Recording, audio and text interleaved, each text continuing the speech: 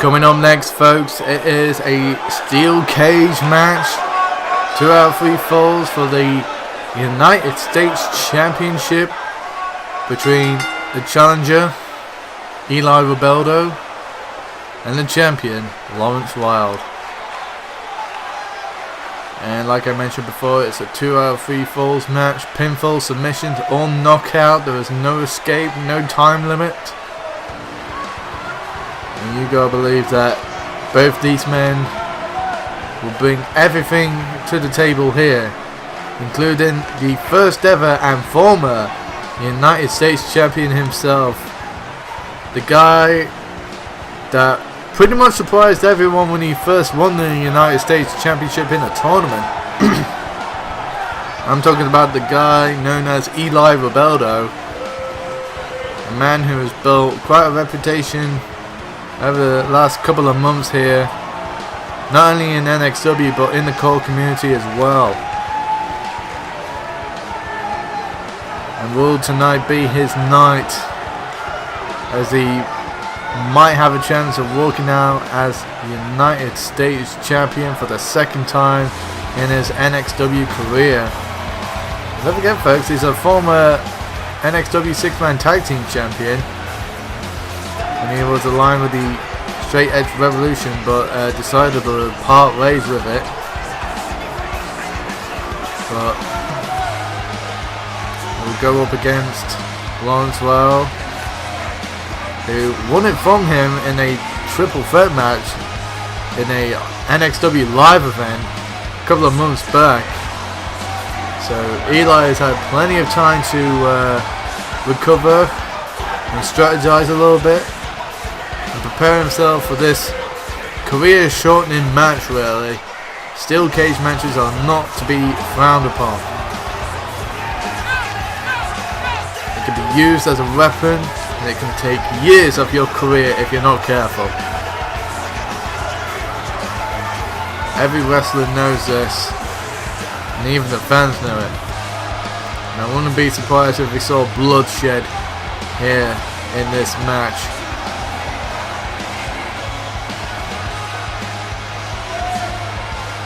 And even though the United States Championship hasn't been available that long, it's already had 2 champions so far, Eli Rebeldo and Lawrence Wild. And just like most of our championships here in NXW, there is a special ruling for the United States Championship, and that is that only wrestlers living, or should I say born and raised in the United States, can only compete for that title. People outside of the United States cannot compete for the title. And the same could be said for the European Championship when it comes to people living in Europe. So it's not just anyone that can just waltz in and win the United States Championship. You have to be eligible first, and then you can worry about winning #1 contenders matches and winning the championship itself. But as for now, these 2 good friends are going to battle it out in the Hammerstein Ballroom here at NXW. The question is, just like the pay-per-view, who will be the ultimate sacrifice? Well, who will make, should I say, the ultimate sacrifice?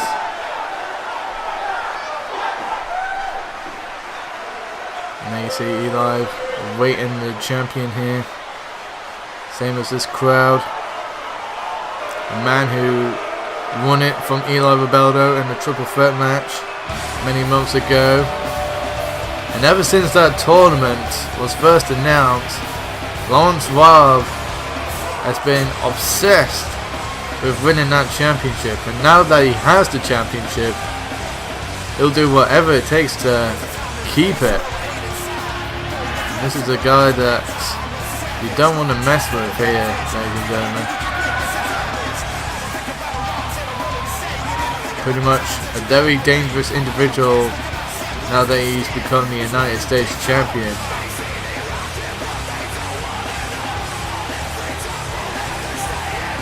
Both of these men requested a steel cage match a few weeks ago, saying that this was pretty much the definitive way of deciding who was the best between the both of them. And like I said before, these two are very good friends, so it's going to be a question of will their friendship survive this match, no matter the outcome.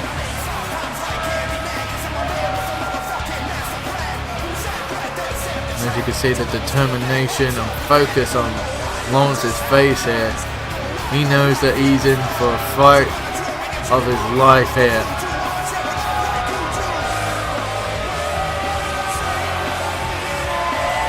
He will walk out of the Hammerstein Ballroom here in New York City as the United States Champion. It's going to be interesting to see what kind of strategies both men have in mind to win this match. And that's the prize that they are fighting for here.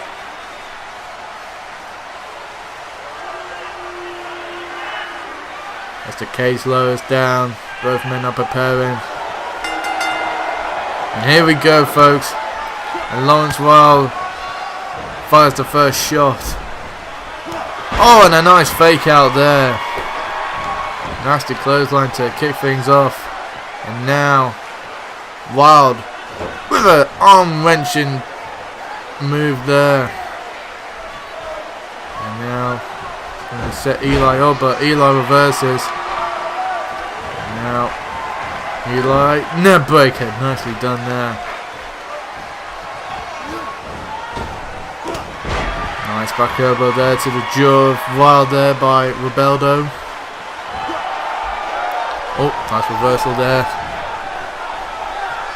I wouldn't be surprised if one of these two men used the cage as a weapon, and it looks like Wild is about to, but no. Eli Rebeldo manages to hold on, and oh wait, spoke too soon as Eli gets sent straight into the wall there. That steel mesh can easily cut up skin and bust you open if you're not careful. I mean, if we wanted to, we could have covered the steel cage with barbed wire, but we don't want to get in trouble with the network. But if the opportunity arises, then we will cover the steel cage if in barbed wire if we want to, because we're sadistic like that.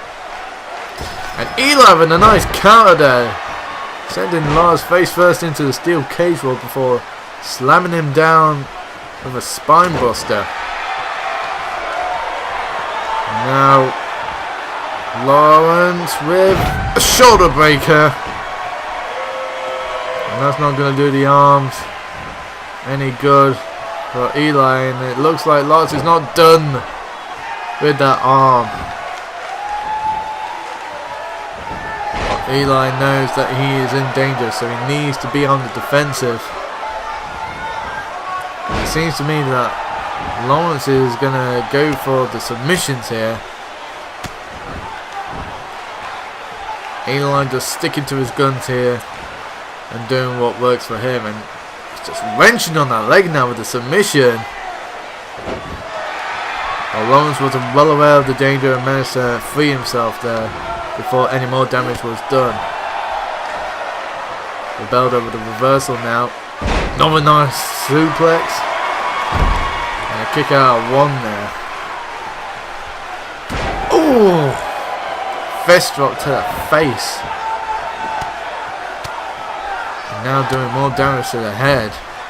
So whether Rebeldo is either going for a knockout or trying to knock him so silly that he'll be able to get the pinfall here. And like I said, folks, 2 out of 3 falls match in this steel cage match. You gotta believe that both competitors are gonna do whatever it takes to get that first pinfall or submission, I might add. Because it does tend to have a psychological edge over the opponent if you get the first fall. And it seems like Eli Rebeldo knows this tactic so well that he's going to go for it with a big move there. Can he do it? Goes for the cover. 1, 2. No. Only a 2 count. And Eli is in shock. He thought he had the first fall there.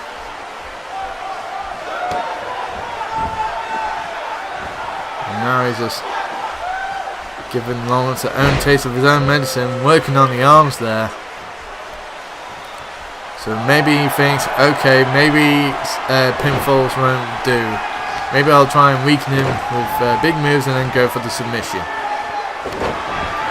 Seems like might be the only option left for Eli, unless he could be successful in hitting that move once again and then trying to go for another pinfall. But at the moment he's just working on that arm yet again. And Lawrence needs to do something big here. Oh, here we go. Death Valley Driver once again. Here we go. 1, 2. No, 2.9. And you can see the frustration building on Eli's face there. Could he be running out of options of how to put Lawrence away? Oh, misses with the drop kick. And Lawrence getting a little bit too cocky there. And he's going to pay for the price. And now Eli sending him up. Oh, here we go. Big time move here. Superplex. Nicely done there. And Lawrence needs to do something big here. 1? No. I think Lawrence was thinking straight there.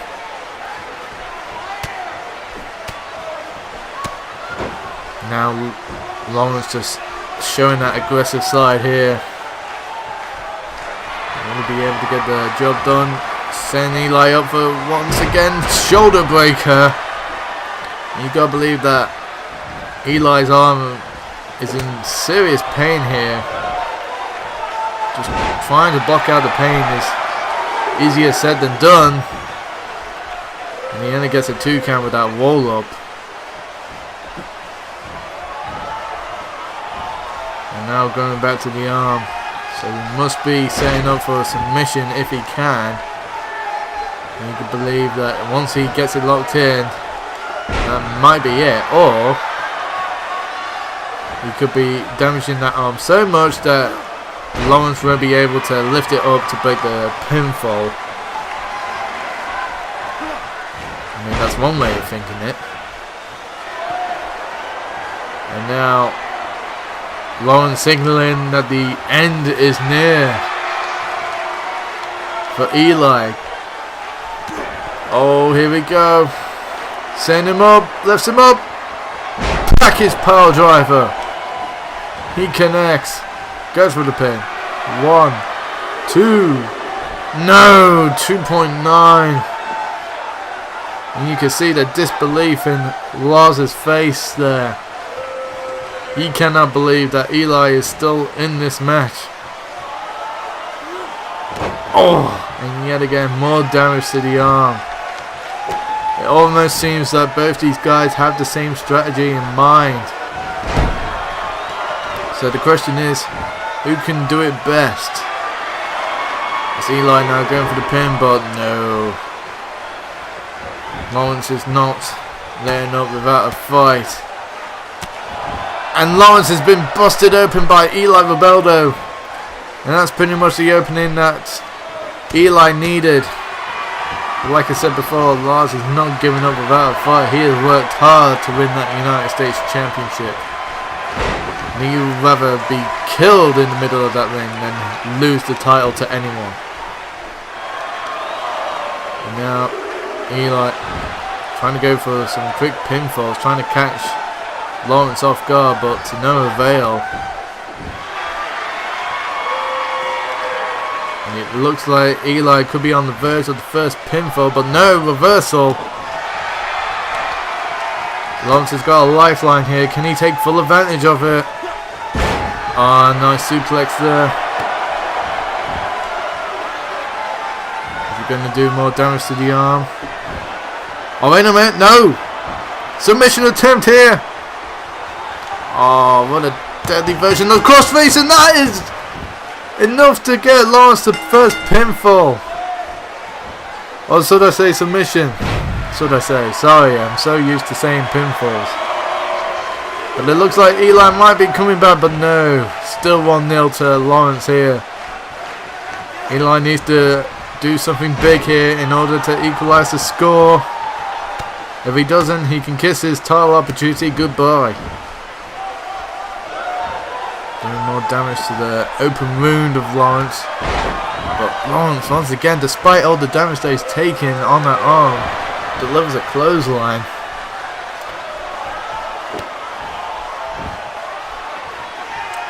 Great match between these two. Oh! Right on the head there. But Eli's got to be extremely careful not to be caught in that submission as he delivers a DDT to Lawrence Wild there. And now he's going for that triple backbreaker combination. If he can hit this and that Death Valley driver, then he might be able to equalize the score. But once again, showing the toughness of a champion, Lawrence pulls away, not allowing Eli to get the pinfall on him. And now Lawrence seems to be signaling the end as he stomps on Eli repeatedly. Oh! Nice little move there. And now what's he got planned here? Oh, misses with the kick. And that's got to take a full advantage, but a reversal by Lawrence there. Oh, here we go. Oh, nice reversal by Eli. He saw it coming. He knew that if he managed to hit it, then it would have been game over. And now Eli once again sending up something big here. Oh, wait a minute. What's Eli doing? Oh, he's going up. What's he going for? Attitude adjustment from the top. Oh, that's got to be it. Surely. 1, 2. No! Somehow, some way, Lawrence Wild kicked out of a top rope attitude adjustment. I could have sworn that Eli had it there, but it just wasn't enough. And now Eli is trying everything that he can to equalize here. But he's under pressure by Lars here. Another stomp to the arm there. Going for the cover. 1, 2. No, kick out. Rebeldo showing his defiance here in this match. Both men giving it everything that they have. All for the sake of the United States Championship. Oh, another Death Valley driver. That's got to be it. The cover. 1, 2. Eli's got the equalizer. That's just what Eli needed, but as soon as he gets up, he's met with a knee. And Lawrence showing that aggression once again. At times it's just overwhelming. And now, oh, leg drop on the arm. I'm not surprised Eli can even move those arms. And now what's Lawrence going for here? Oh, wait a minute! He's going for that submission! Will this be enough? Can Eli hold on? No! He taps out. And ladies and gentlemen, Lawrence Wild is still your NXW United States Champion. But by God, what a match that was. All those moves to the arms eventually led up to the victory here for Lawrence. But by God, what a great performance by Eli. It was an uphill battle for Eli, but in the end, Lawrence Wild with 2 submissions, and he has proven himself to be the better man here tonight. Congratulations to Lawrence.